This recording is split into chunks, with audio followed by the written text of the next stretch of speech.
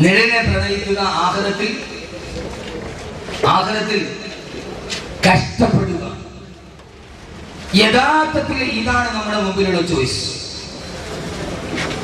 അള്ളാഹു ഏറ്റവും മെച്ചമായത് തിരഞ്ഞെടുക്കാൻ അള്ളാഹു തൗഫീഖ് നൽകി അനുഗ്രഹിക്കണം.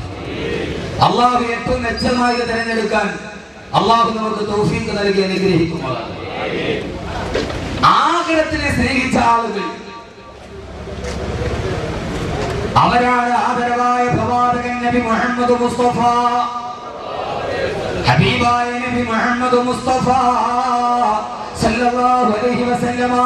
അല്ലാഹുവിന്റെ പ്രവാചകൻ സല്ലല്ലാഹു അലൈഹി വസല്ലമ ഉഹദ് രണാങ്കണത്തിലെ സഹാബത്ത് മുഴുവൻ ചിതറിത്തെറിക്കുമ്പോൾ നാല് ഭാഗത്തേക്കും അല്ലാഹുവിന്റെ റസൂലിനെ വിട്ടിട്ട് സഹാബത്തുകൾ മുഴുവൻ ചിതറിത്തെറിച്ചു പോകുമ്പോൾ വസാരിഊ ഇലാ മഗ്ഫിറത്തിൻ മിൻ റബ്ബികും വദല്ല അർദു വസ്സമാവാതു വഇദത ലിൽ മുത്തഖീൻ.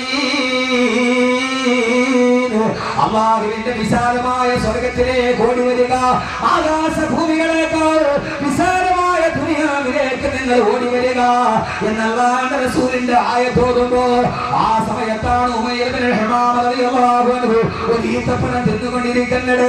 ആ ഈത്തപ്പഴത്തിന്റെ പകുതി തന്നെ അണ്ണാക്കിലേക്ക് ഇറങ്ങി പോകുമ്പോ ആ സമയത്താണ് നബിയോട് ചോദിച്ചത്, നബിയേ അജന്നത്തിൻ അർളുഹ സമാവാതു വൽ അർളു യാ റസൂലല്ലാഹ്, ആകാശഭൂമികളേക്കാൾ വിശാലമായ സ്വർഗ്ഗമോ നബിയേ? അതേ ഉമൈറേ, അതേ ഉമൈറേ, നീ കാണാത്ത സ്വർഗ്ഗത്തിന് ആകാശഭൂമികളേക്കാൾ വിശാലതയുണ്ട് ഉമൈറേ. എവിടെയാണ് കുതിരക്കുളമ്പടിയുടെ ധ്വജത്തിന്റെ ഏറ്റവും വലിയ കുളമ്പടി ശബ്ദം കേൾക്കുന്ന പണപ്പറമ്പിലാണ് ചോദ്യം വരുന്നത്. പള്ളിയുടെ മെഹ്റാബിലല്ല, ഇത്തിക്കാഫിൽ ഇരിക്കുമ്പോഴല്ല, ദിക്റിന്റെ മജ്‌ലിസിലല്ല, വാൽതരത്തുകൾ അന്തരീക്ഷത്തിൽ ആഞ്ഞു വെട്ടുന്ന പണപ്പറമ്പിലാണ് ചോദ്യം വരുന്നത്. സേനാനായകൻ പറയുന്നു, സ്വർഗ്ഗത്തിന് ആകാശഭൂമികളുടെ വിശാലതയുണ്ട്. ഉണ്ടോ നബിയേ? ഉണ്ട് മൈറേ. യാ റസൂലല്ലാഹ്, അത് മതി നബിയേ എന്ന് പറഞ്ഞിട്ട് തന്റെ വായിൽ കിടക്കുന്ന പകുതി നിന്ന കാരക്ക കയ്യിലെടുത്തിട്ട് ആ കാരക്ക വലിച്ചു വെളിയിലേക്ക് എറിഞ്ഞിട്ട് അരപ്പട്ടയിൽ കിടക്കുന്ന മൂർച്ചയുള്ള വാളെടുക്കുമ്പോ അല്ലാഹുവിന്റെ റസൂൽ ചോദിച്ചു, ഉമൈറേ എന്തിനാണ് ഈ പകുതി തപസ്സന എടുത്ത് കളഞ്ഞത്? അതും കൂടി തിന്നിട്ട് പോലെ ഉമൈറേ. വേണ്ട നബിയേ, വേണ്ട, വേണ്ട നബിയേ, വേണ്ട നബിയേ. ആ പകുതി തപ്പണം തിന്നുന്ന സമയം അതൊരു വലിയ ദൈർഘ്യമുള്ളതായിട്ട് എനിക്ക് തോന്നുന്നു നബിയേ. ആ സമയം കൂടി ദുനിയാവിൽ നിന്നാൽ ആഖിറത്തിലേക്ക് എനിക്ക് അത്രയും സമയം പിന്നേണ്ടി വരില്ലയാ റസൂലല്ലാഹ്. അതുകൊണ്ട് നബിയേ വായിൽ വെച്ച പകുതി തപ്പണം വലിച്ചെറിഞ്ഞിട്ട് അല്ലാഹുവിന്റെ സ്വർഗ്ഗത്തെ പ്രണയിച്ചവർ അവരാണ് മുത്തബഉ ശരീഅത ബി ഖുതാഹ വഅൽഖൗ മാ യലീഖു ബിഹി റഹീബാ ومدور لها سرقا وغربا وحال البحر وقتنك هيبا. അള്ളാന്റെ ഭീരൻ നെഞ്ചോട് ചേർത്ത് പിടിച്ചിട്ട് അവരുടെ കുതിരകളുമായി കടലിലോട്ട് എടുത്ത് ചാടി അള്ളാന്റെ ആഗ്രഹത്തെ പ്രണയിച്ച ആളുകൾ അവരാണ് ലോകത്തോട് പറഞ്ഞു കൊടുത്തത്, ഈ ദുനിയാ അകല്ലു മിനൽ കലീലി വാശിഖുഹാ അകല്ലു മിനൽ ദലീലി. ആഖിറത്തെ പ്രണയിച്ചവർ നിങ്ങൾ നോക്ക് മനുഷ്യന്മാരെ, പകുതി ഈത്തപ്പഴം തിന്നു. മനസ്സിലായില്ല നിങ്ങൾക്ക്? നിങ്ങൾക്ക് മനസ്സിലാവൂല. കാരണം എന്താ? ഞാൻ കഴിഞ്ഞ വെള്ളിയാഴ്ച പറഞ്ഞ തന്നെ കുതിര വലിയ ജീവിയാണ്, പക്ഷെ ചെവി ചെറുതാണ്. കഴുത ചെറിയ ജീവിയാണ്, ചെവി വലുതാണ്, പക്ഷെ കഴുത മഹാമണ്ഡലമാണ്. കുതിര വലിയ ജീവിയാണ്, കുതിരയുടെ ചെവി ചെറുതാണ്.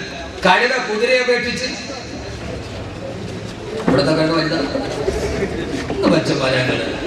കുതിരയെ അപേക്ഷിച്ചിട്ട് കഴുത ചെറുതാണ്, പക്ഷെ അതിന്റെ ചെവി ഇത്രയുണ്ട്. കുതിര ഏറ്റവും ബുദ്ധിമാനായ ജീവിയാണ്. കുതിര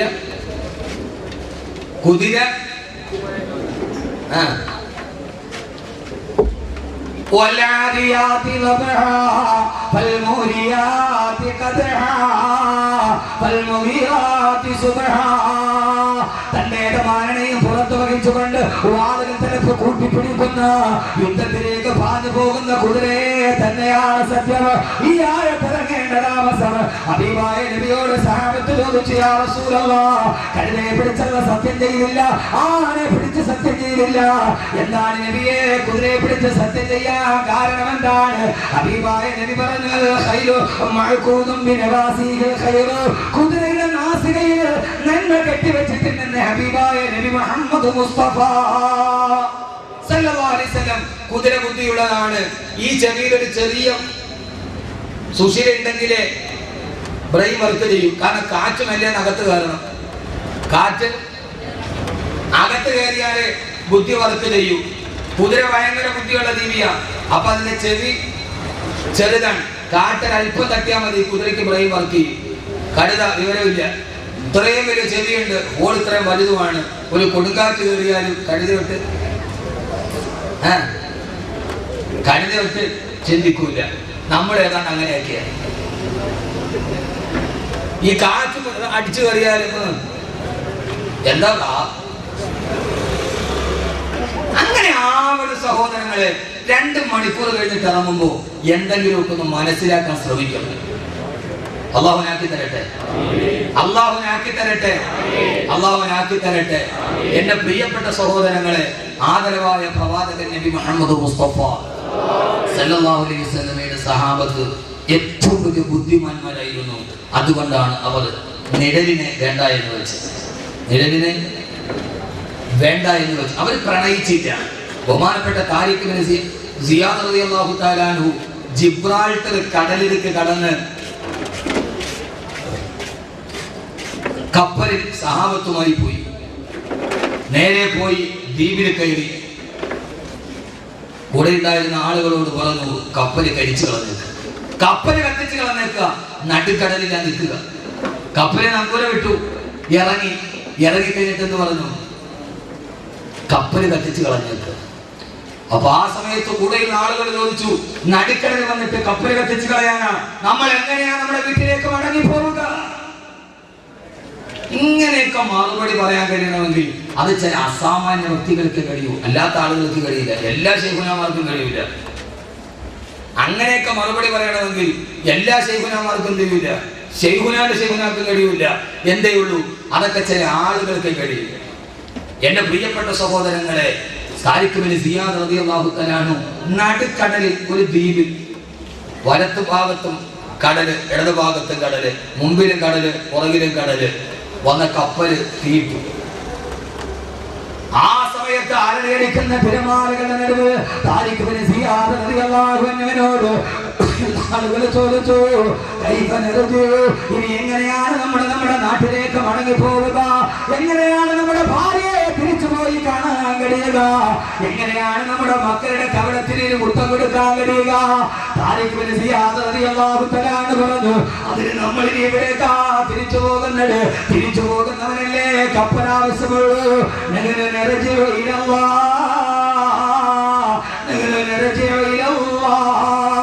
നമ്മുടെ പണച്ചടപ്പിലേക്ക് തിരിച്ചു പോകാമെന്നവരല്ലേ നമ്മൾ. ആരാ?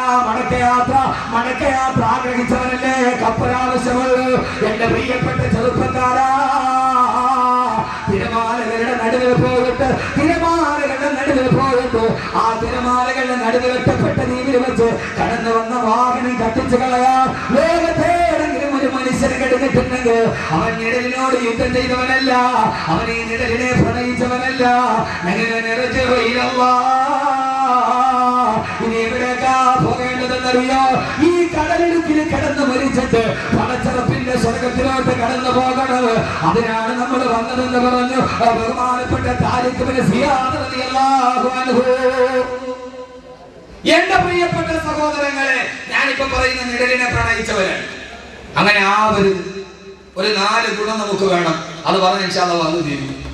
4 ഗുണം ഇവിടെ നിന്നുണ്ടാക്കണം. അള്ളാഹു അങ്ങനെ ആക്കി തരട്ടെ. ആമി മാത്രമില്ല, ബാക്കിയെല്ലാം ഉണ്ട്. അള്ളാഹു അങ്ങനെ ആക്കി തരട്ടെ. ഈ നിഴലിനെ പ്രണയിക്കരുത്. നിഴലിൽ ജീവിക്കുമ്പോൾ 4 ഗുണങ്ങൾ വേണമെന്നാണ് മഹാന്മാർ പറയുക. അത് ഞാൻ പറയാം. അതുകൊണ്ട് ഈ നിഴലിനെ പ്രണയിക്കാൻ